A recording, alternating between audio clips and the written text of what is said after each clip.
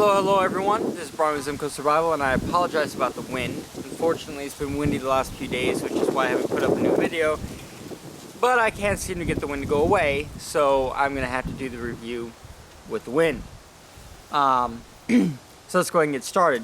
In this particular review, I'm going to be showing you guys the 1600 milliliter pot with pan. And I'm going to go ahead at the end of the video and I'm going to make an egg in the pan without oil or butter, since that's not something I carry with me when I'm hiking. I will show you guys how this performs with nothing in it, and I'm actually surprised, so hopefully you guys will get an idea of what cooking in titanium is like. And in the big pot here, I'm going to make up some grits. Just a basic breakfast, something that I would cook normally on the trail. Now, normally I would use powdered eggs, but in this particular instance I'm going to use regular eggs because it's what I have around. So let's go ahead and get into the review itself. This is titanium. Toaks claims that all of their titanium is made from grade 1 or grade 2. You are not going to be positive which one it's made out of, but grade 1 and grade 2 titanium are both good titanium. It's not pure titanium, it's not as pure as titanium can get, but it is still a really good titanium to use. It is fairly light. This particular pot weighs about, I believe it's 8.4 ounces. So this is not an ultralight pot. An ultralight pot should weigh 500 to 600 ounces, complete with everything else in the cooking kit. This is a pot that I bring with me when I'm going to be doing what I call base camping, where essentially we're going out to a lake or something like that, and I'm going to be camping there for several days. So I'll bring this when I have a group of people and we're all going to be in the same spot, and I don't have to carry this thing long distances every single day. I have a solo cook kit, an ultralight version, that actually is part of my complete cook kit. I just strip pieces off that I'm not going to be using that are based around having more than one person. But this is definitely a base camp style pot. This is not something that I would recommend carrying with you all the time. It is simply too large. Takes up a pretty decent amount of space in your pack. The whole thing is about diameter wise, I believe it's 5 3/4 inches, and height wise it's 5.5 inches. So it's a pretty good sized pot. But then again, what do you expect when you have a 1.6 liter pot? It's going to be decently sized. One thing to note about anything Toaks, if you are somebody who has not purchased it yet and you're looking at purchasing a Toaks pot, 1.6 liters is measured to the rim. That means 1.6 liters comes to here. Don't expect to get the full 100 or 1600 milliliters in actual cooking, because you are going to boil over if you try to fill it up that high. It's a guarantee. Don't even try it. In this particular instance, Toaks typically marks the highest level that it is safe to cook at, and in this case it is 1.5 liters. Let's see if I can show it to you. There you go. They do have graduations on the outside and they are visible. Let's see if I can show it to you here from the inside, right there. So in this case, this pot is 1.5 liters. I have cooked in it up to 1.5 liters. When it does get up to a rolling boil, there is some splash over. But typically when I cook in here, I don't get to a rolling boil anyway. I cook a lot of stuff like grits, different types of stews and things like that. So this particular pot is not my water boiling pot. It's not something I use that for. This is an actual cooking pot. So there's the pot itself. Like I showed you before, it does have graduations on it, and it has the fold open handles, as you can see. I really like these kind because they have a wide base here, which makes the pot very stable. I don't feel like it's gonna come apart in my hand or flip over while I'm trying to pull it up like you get with these types of handles here. I don't know why, I never really liked these kind of handles. So it's got nice handles on them. They do have silicone rubbering on it, this kind of coating. A lot of people take it off because if you stick it in a fire it'll burn, but if you know how to cook over a fire, I've never had a problem with them melting. As you can see, they're still completely intact. It's just a matter of knowing what you're doing with the fire and knowing how to cook. I never cook food like this directly on top of a fire. I just never do it that way. What I'll do is I'll find a couple of rocks, put those down to make a gap in between them that holds the pot, like that, and then I fill this layer here with coals. That's how I cook over a fire, and this works very, very well for that. And the silicone helps to keep the handles a bit cooler. So in my opinion, if you cook with a pot over a fire properly, you don't necessarily need to worry about this piece here because this shouldn't get hot. There you go. It's pretty much just a titanium pot. Not a whole lot to it as far as that goes. So let's go ahead and move on to the pan. Pan. As you can see, it's fairly small, but it's a camping pan. It's not, it's not gonna scramble up a whole camp's worth of eggs in one go. If you're the one like myself, I enjoy cooking outside. It's one of my favorite parts of camping. So I don't mind if I have to sit there and cook for a little while because I enjoy it. So if you're that kind of person, then this pan is going to be fine for you because you're not going to mind having to cook eggs a couple of times. But it is fairly small. It's got a decent lip to it though, so I don't feel like while I'm cooking like anything is going to just come bouncing out of the pan on me. It has a nice decent sized lip. It does act as the lid for the pot, and you can have the handle out, put that down, and it does work. Now it is a little bit tippy, but I don't typically mess with the lid that much when I'm cooking anyway, so to me it's not a big issue. If you're the kind of person, yep, see, it stays on perfectly fine in my opinion. It's not going to come off unless you kind of really hit it or something like that, and in that instance most all cook kits like this, the top's going to come off anyway, so it's not a big deal in my opinion. But there's the pot, well, the pan. It's a good pan. I have not had a problem with it. Now, I know that a lot of people have a problem with this handle here and the pan coming undone, okay? But look, as you can see, not a problem for mine. I don't know why mine is like that. I have had no problems with it. There's the bracket. You just squeeze in here, it folds up. Squeeze in again, it folds up. So I don't know if Toaks realized it was a problem and on their newer models fixed it, or if there was just a series of pots that had been made that had a defect in them, but mine does not have that problem. So I'm not going to tell you it will or will not be a problem because it could be. I'm not sure. I just know for me it wasn't.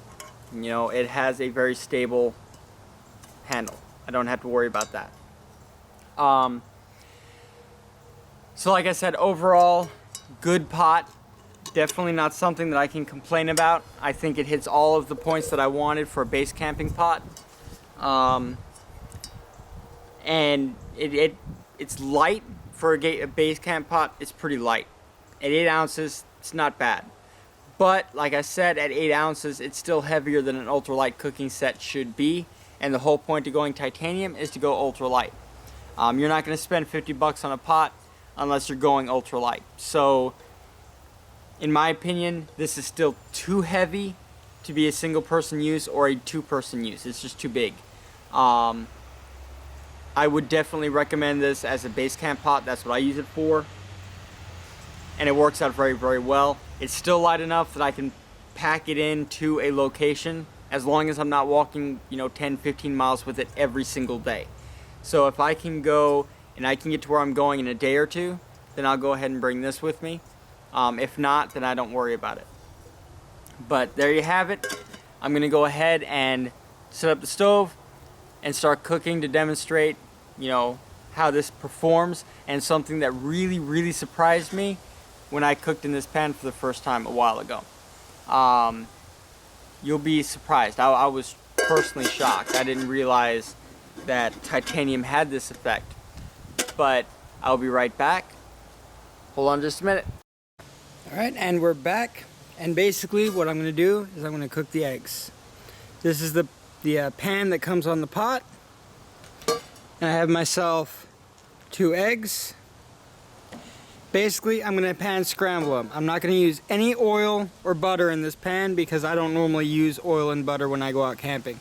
So I'm going to go ahead and show you guys how this pan works, and something I was pretty surprised about. So let's go ahead and get started. Have my little alcohol stove going. I'm going to go ahead and get the eggs in there. And we're basically, like I said, we're going to pan scramble them.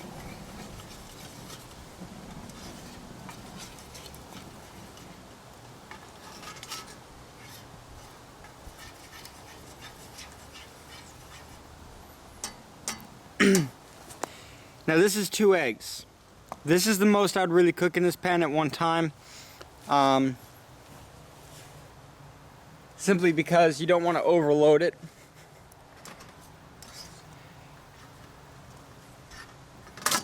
Woo. It's a little bit windy, so it's not going to burn as efficiently as it should.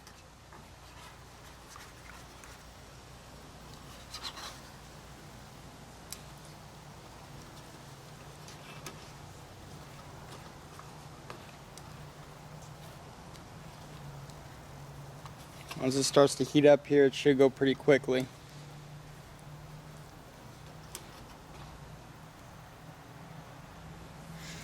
Now, while we're cooking this, titanium is a very poor conductor of heat. Well, I wouldn't say conductor. It doesn't move heat around the pan very well.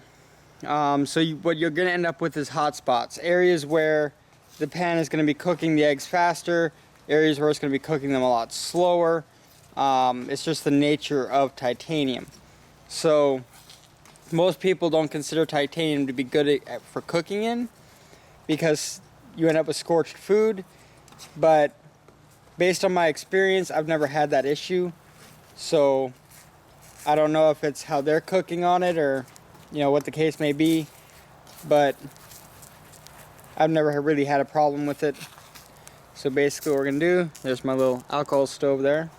I'm going to take it off the heat for just a second so I can mix everything around here a little bit more.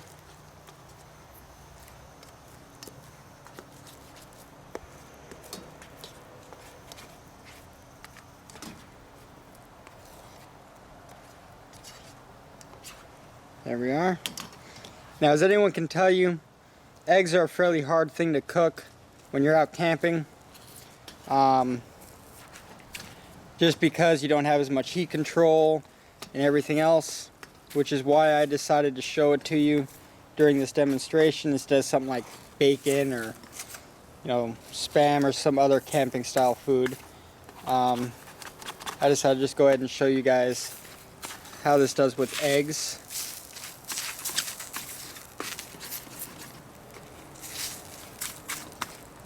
There we go, we're almost done.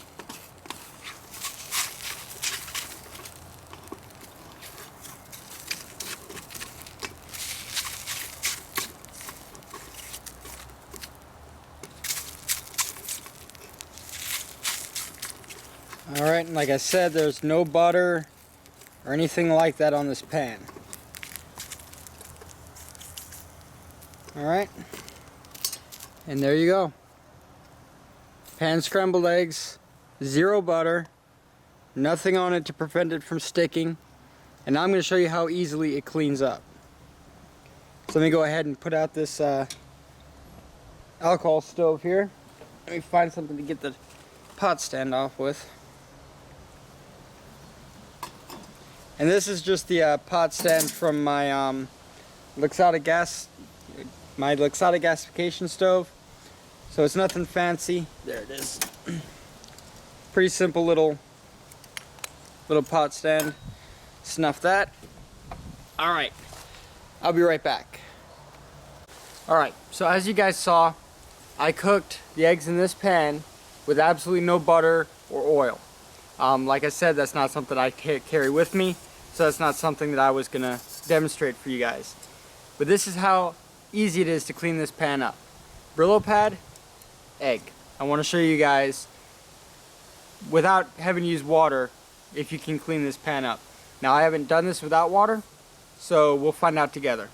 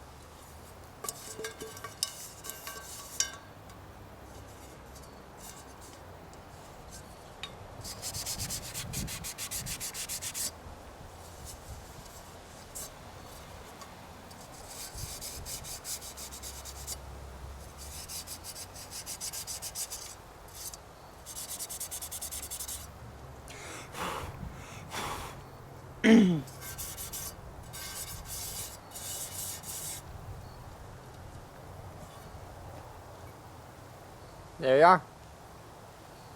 Not bad, right? Yes, it's not insta-clean like non-stick coatings. But my stainless steel pot was hard to clean.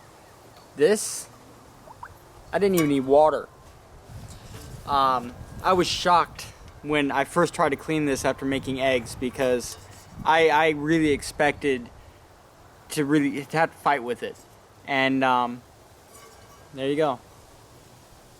No water even, just a Brillo pad.